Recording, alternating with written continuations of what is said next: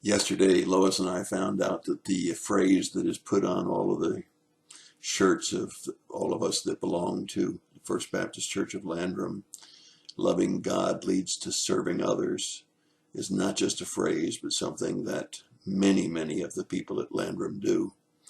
Or as the meeting was coming to an end and the meal was being finished, the ladies organized themselves to minister to a number of people who were home from the hospital and needing a little assistance, some of them needing ongoing assistance for a long period of time, and some needing just temporary assistance.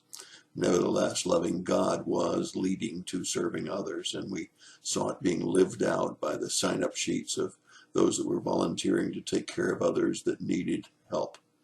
And it's a wonderful, gratifying thing to see a church do that and to try to find that balance between service and evangelism.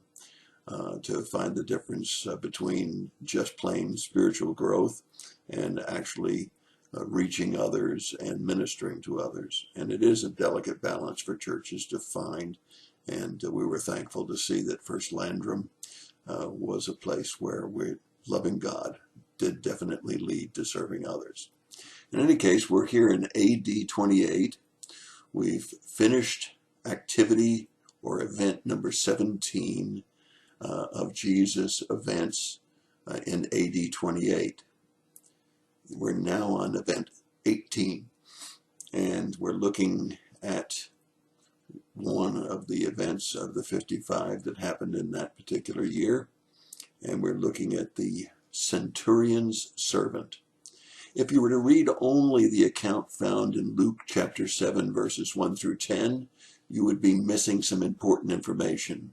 If you were to read the parallel passage in Matthew 8, verses 5 through 13, you would miss some very important comments and the sequence of those comments.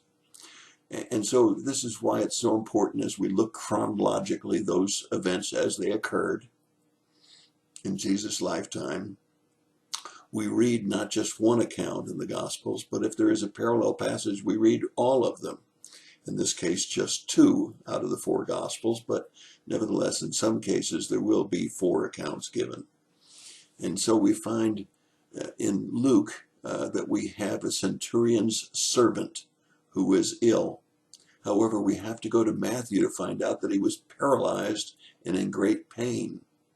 As we continue to read in Luke, we find that elders were sent to Jesus rather than the centurion himself. And we know that in both accounts, they were begging or beseeching Jesus to come to heal the servant. If we didn't read the Luke account, we wouldn't find out how highly the elders felt about this particular Jewish centurion who had helped them build synagogues and who had helped them in many ways and was worthy of this favor that he was asking of Jesus. At the same time, if we didn't read the Matthew account, we wouldn't find out exactly when Jesus left or that he was stopped short of the final destination, and that the centurion, once again, had not come himself, but had sent messengers to relay a message that upon evaluation, the centurion had not yet actually felt worthy of Jesus coming, but sent a simple message of faith. And the message of faith was this: I too am under authority as you're under authority, and I too can command things to be done, and they're done. So if you just say it, my servant will be healed. Now that's pretty incredible faith. You certainly wouldn't call your doctor and say, I have a child or a mate who is seriously ill and great pain and paralyzed, and if you'll just say a word over the phone to them, I know that they'll be healed. But that's the kind of faith that this centurion had. Now, whether he was Jew or Gentile is really hard to say, but likely he was a Roman. But he obviously had strong feelings towards the Jew, or else he wouldn't have built him a synagogue.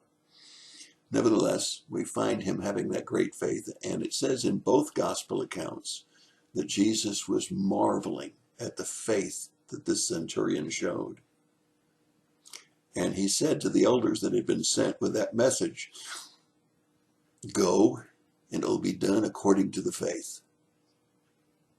And it tells us very clearly, as we look at the Matthew account, that the centurion was healed. The centurion servant was healed at that very moment. And they found him in good health when they returned. Incredible story when you think about it.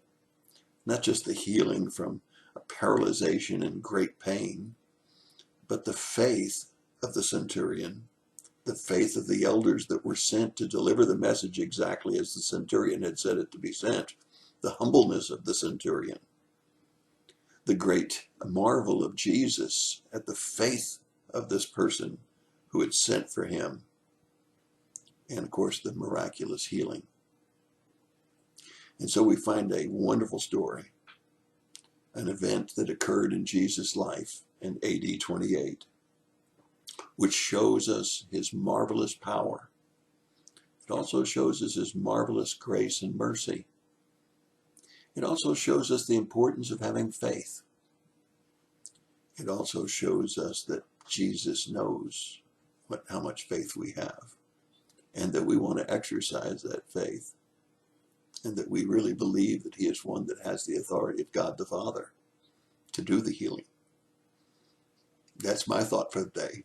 God bless you and have a great day.